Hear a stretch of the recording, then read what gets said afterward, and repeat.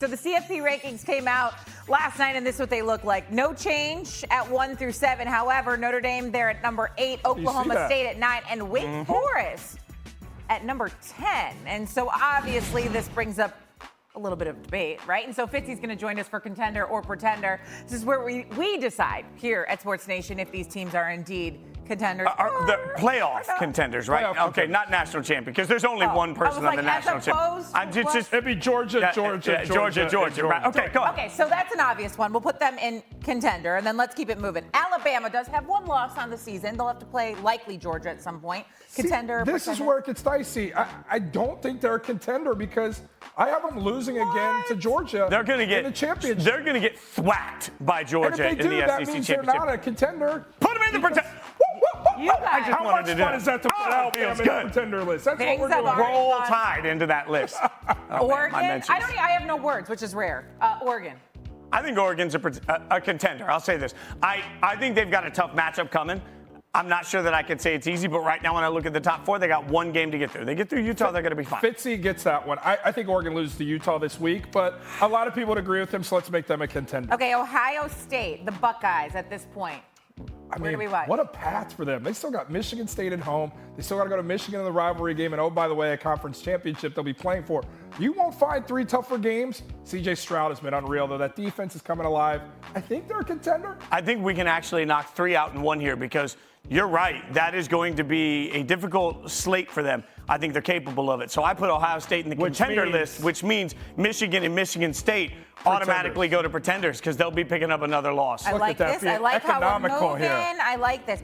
Cincinnati. Every week we debate about Cincinnati, but they just keep winning. And if they keep winning by what you guys just did, can't we put them into contender? Look, I know we're college basketball fans as well. We love March Madness because upsets can happen. You just got to get into the field.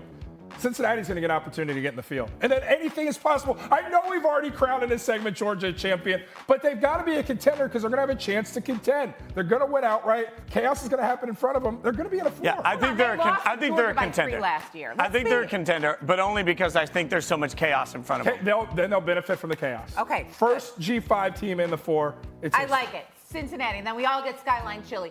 Notre Dame. Jordan, I'll let you take this first because it seems like you and Gojo, the 2 Notre Dame alums, keep beating the drum for the Fighting Irish. We're being realists, and Fitz, who works with Gojo, a friend of his as well. We're all friends. We're all colleagues. It's a beautiful thing. It's also a beautiful thing that Notre Dame all of a sudden has a chance. They lost to Cincinnati, who's a contender. It was really the only challenge on Notre Dame's schedule. They've looked better every week. Do they look like they can contend for a national championship? Absolutely not. Okay, so they're But it's a path in front of them to get there.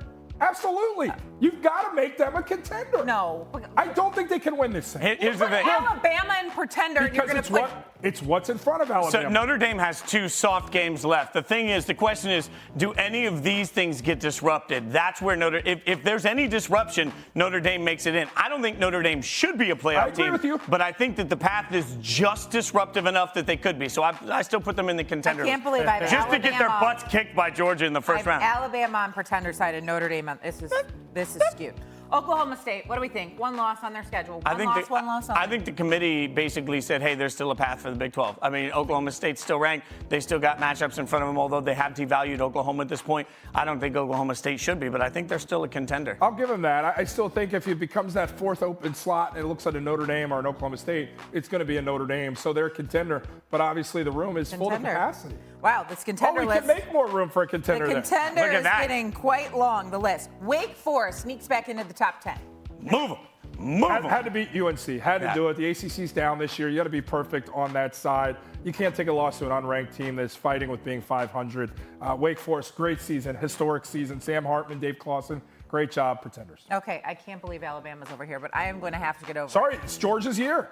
Okay, these are the contender and pretenders, but now we've brought up something interesting because you guys have ranked 2 OSUs on the contender side, yet I want you to look at these 2 resumes. They're both OSU teams, meaning Oklahoma State or Ohio State. Look at those resumes. They look eerily similar. Based on this now, which team would you put into the playoff? Team A or Team B? Well, I think we got to assume that Team A is.